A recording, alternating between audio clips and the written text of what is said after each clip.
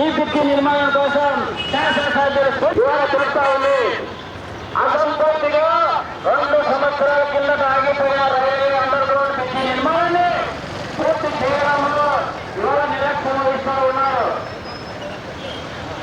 పూర్తి చేయాలి. పెండింగ్ లో ఉన్న రైల్వే పూర్తి చేయాలి.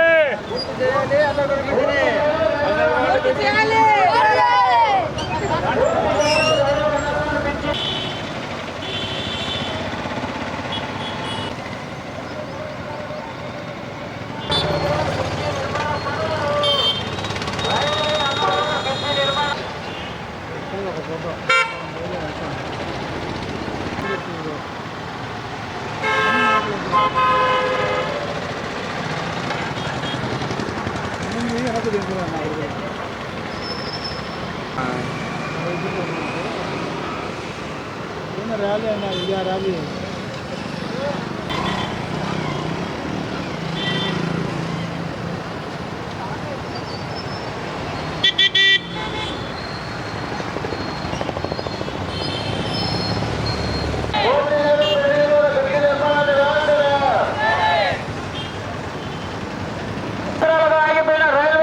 నిర్మాణ పనులను నిధులు కేటాయించాలి. బ్రిడ్జి నిర్మాణానికి గత 2 సంవత్సరాలుగా ఆగిపోయిన రైల్వే బ్రిడ్జి నిర్మాణాన్ని నిధులు కేటాయించి బ్రిడ్జి నిర్మాణాన్ని నిధులు కేటాయించి బ్రిడ్జి నిర్మాణాన్ని నిధులు కేటాయించి 2 సంవత్సరాలుగా ఆగిపోయిన బ్రిడ్జి నిర్మాణ పనులను 2 సంవత్సరాలుగా ఆగిపోయిన బ్రిడ్జి నిర్మాణ పనులను బ్రిడ్జి నిర్మాణం పట్ల ప్రజాప్రతినిధులు స్పందించాలి. బ్రిడ్జి నిర్మాణం పట్ల ప్రజాప్రతినిధులు బ్రిడ్జి నిర్మాణం పట్ల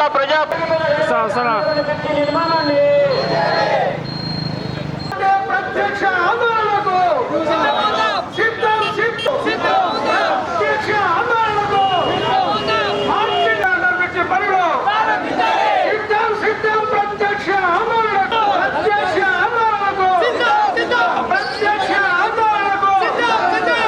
అనేక మంది ప్రజలు ఇబ్బంది పెడుతున్న ప్రభుత్వం, అనేక మంది ప్రజలకి మున్సిపాలిటీ నగర పాలక రైల్వే అండర్ బ్రిడ్జి నిర్మాణాన్ని 2 సంవత్సరాలుగా ఆగిపోయిన రైల్వే బ్రిడ్జి పూర్తి చేయాలి. రైల్వే అండర్ బ్రిడ్జి నిర్మాణాన్ని 2 సంవత్సరాలుగా ఆగిపోయిన రైల్వే అండర్ బ్రిడ్జి నిర్మాణాన్ని నిధులు కేటాయించి రైల్వే బ్రిడ్జి నిర్మాణ పనులను నిధులు కేటాయించి రైల్వే బ్రిడ్జి నిర్మాణ పనులను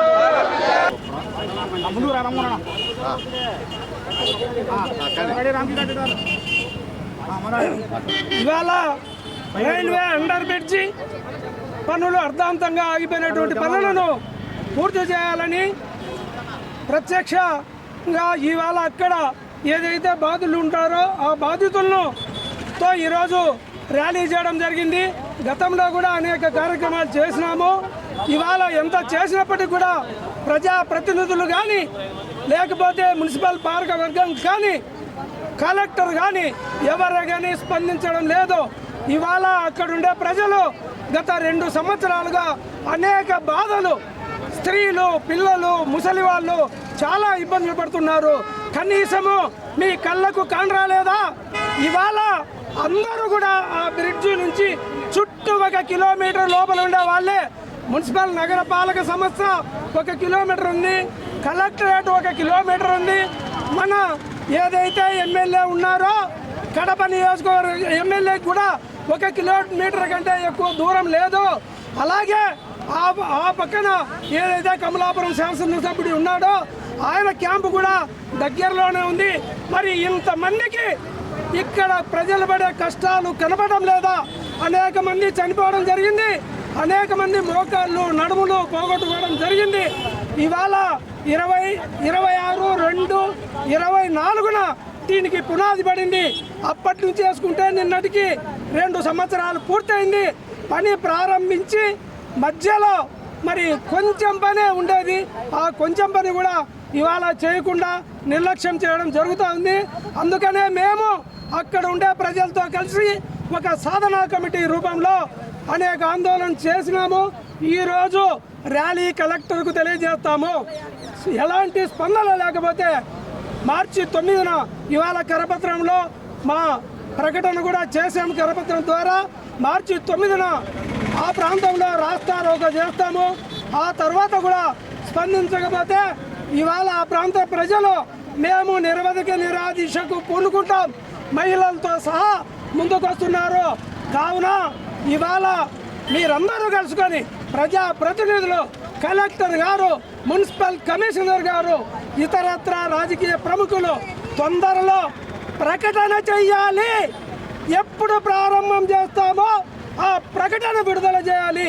ఆ ప్రకటన విడుదల చేయకపోతే ఏప్రిల్ నుంచి ప్రత్యక్ష ఆందోళనకు పాల్పడతామని ఈ విధంగా ప్రభుత్వానికి, ఈ అందరికీ కూడా మున్సిపాలిటీకి, కలెక్టరేట్కు అందరికీ విజ్ఞప్తి చేస్తూ నేను రామకృష్ణారెడ్డి ఈ ఎర్రముక్కపల్లి విశ్వనాథపురం మధ్య రైల్వే అండర్ బ్రిడ్జి చాలా కాలం నుంచి పెండింగ్లో ఉంది.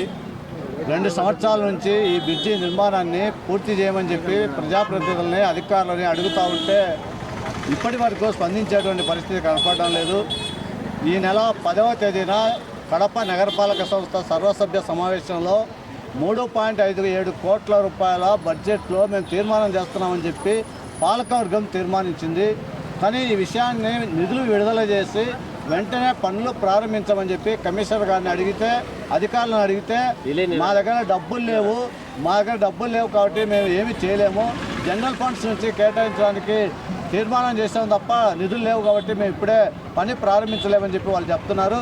జిల్లా కలెక్టర్ గారు సీఎంతో మాట్లాడి తక్షణమే 3.5 కోట్లు 4 కోట్ల రూపాయలు నిధులు విడుదల చేసి ఆ పనులను వెంటనే ప్రారంభించాలని చెప్పి రైల్వే బ్రిడ్జి సాధన కమిటీగా మేము విజ్ఞప్తి చేస్తున్నాం. ఆ రకంగా అధికారులు, ప్రభుత్వం స్పందించకపోతే ఈ పోరాటాన్ని ఇంతటితో ఆపం. మేమే ప్రత్యక్షంగా కార్యాచరణలోకి దిగి పెండింగ్లో ఉన్నటువంటి ఆ అడ్డుకట్ట ఏదైతే ఉందో దాన్ని తొలగించి రహదారి ఏర్పాటు చేయడానికి కూడా ప్రజానికలు సిద్ధంగా ఉన్నారు. కాబట్టి అధికారులు ఏమాత్రం నిర్లక్ష్యం చేయకుండా నిధులు విడుదల చేసి భూసేకరణ లబ్ధిదారులు ఎవరైతే ఉన్నారో వాళ్ళందరికీ పరిహారం చెల్లించి వెంటనే దాన్ని ఆచరణలోకి తీసుకొచ్చే అర్థంగా ప్రజానికానికి ఇబ్బంది లేకుండా చూడాలని చెప్పి మేము కోరుతున్నాం. విద్యార్థులు, మహిళలు, పిల్లలు, వృద్ధులు తీవ్రమైనటువంటి ఇబ్బందులు గురవుతున్నారు. ఉద్యోగులు విధులకు నిర్వహించడానికి కూడా సరైన సమయానికి వెళ్ళేటువంటి పరిస్థితి కనిపిస్తూ ఉంది. ఈ నేపథ్యంలో ప్రభుత్వం తక్షణమే నిధులు విడుదల చేసి పనులు ప్రారంభించాలని చెప్పి మేము కోరుతా ఉన్నాం. మేము విశ్వనాథపురంలో కాపురం ఉంటున్నాము. 1-2 సంవత్సరాల నుండి ఎంత బాగా కష్టపడుతున్నాము అందరికీ తెలుసు. మేము ఆ రోజు అక్కడ టెంకాయ కొట్టి భూమి పూజ జరిగిన రోజు మేము ఉన్నాను. 1 సంవత్సరం లోపల మేము చేస్తామని కాంట్రాక్టులు చెప్పినారు. 8 నెలల లోపల తయారు చేయండి అని ప్రజాప్రతినిధులు చెప్పినారు. ఆ విధంగా ఒక సైడ్ మాత్రం పూర్తయింది, ఇంకొక సైడ్ పూర్తి కాలేదు. ఏమడిగినా డబ్బులు లేవని అంటారు. చాలామంది హాస్పిటల్ పోవాలంటే అక్కడికి ఆటోలు రావు. తర్వాత అక్కడ ఊటుకూరు పోయి తిరిగి రావాల్సింది 200 రూపాయల ఆటోలు అడుగుతున్నారు. కాబట్టి ఇది చాలా చిన్న విషయము. ప్రజాప్రతినిధులలో ఈ డబ్బు చాలా గొప్పది కాదు. కాబట్టి మా యొక్క సమస్యలను అర్థం చేసుకొని అక్కడికి వచ్చి చూసి ప్రతిరోజు 10,000 మంది మోటార్ సైకిళ్ళు అక్కడ పోతున్నారు.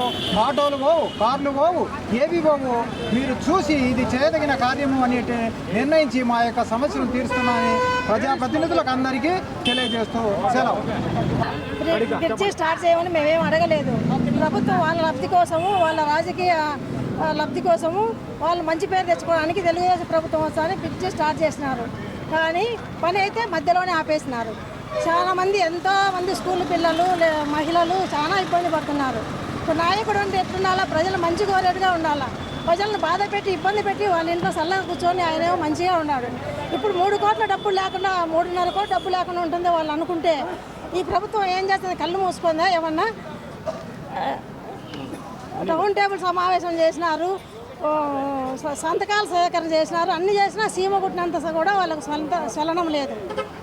ఎందుకు ఇట్లాంటి ప్రభుత్వం? రేపు ఎలక్షన్లప్పుడు వచ్చి ఏమని అడుగుతారు? లేడీస్ దగ్గరికి వచ్చి లేడీస్ కింద పడి చేతులు ఎరగొట్టుకొని ఎంతో ఇబ్బంది పడి పడతారు. ఈసారి ఈ సమస్య కన్నా ఈ మార్చిలో లోపల పని మొదలు పెట్టకపోతే వాళ్ళ ఇంటి దగ్గరే పోయి కూర్చుంటాం మేము. లేడీస్ అంతా పోయి కొత్త చైతన్య కుమార్ దగ్గరికే పోయి కూర్చుంటాము. ఈ కలెక్టర్ దగ్గర కూడా కాకపోతే ఆడే కూర్చుంటాం మేము. ఇది మాత్రం ఆపేదే ఉండదు. బ్రిడ్జి స్టార్ట్ చేసేంత వరకు మా నిరసన ఆపేదే ఉండదు.